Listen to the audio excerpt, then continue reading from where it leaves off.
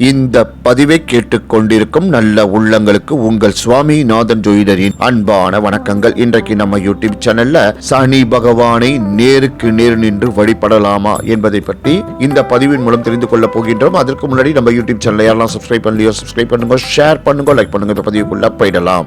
நவ கிரகங்களில் மிகவும் முக்கியமான பாவ கிரகமாக சனி கருதப்படுகின்றார். சனி கொடுத்தாலும் சரி கெடுத்தாலும் சரி அதை யாராலும் தடுக்க முடியாது. அப்படிப்பட்ட சனி பகவானின் பார்வையை சக்தியை நம்மால் தாங்கிக் கொள்ள இயலாது. அதனால் சனி பகவானை நேருக்கு நேர் நின்று வழிபடக்கூடாது. கோவில்களில் 2 பக்கங்களில் நின்றுதான் வழிபட வேண்டும். சனி பகவான் என்று மட்டும் இல்லை, கோவிலில் உள்ள எந்த தெய்வத்தையும் நேருக்கு நேர் நின்று தரிசிக்க கூடாது. தெய்வ சக்தியை நேருக்கு நேர் எதிர்கொள்ளும் சக்தி நந்தி, கருடாழ்வார், சிம்மம் போன்ற தெய்வ வாகனங்களுக்கு மட்டுமே உண்டு. நவ கிரகங்களில் ஒவ்வொரு கிரகத்திற்கும் அதன் இருப்பிடம், சேர்க்கை, பார்வை ஆகியவற்றை பொறுத்து ஒவ்வொரு விதமான பலன்கள் உண்டு. இதை ஸ்தான பலம், சம்யோக பலம், திருஷ்டி பலம் என்று கூறுவர்.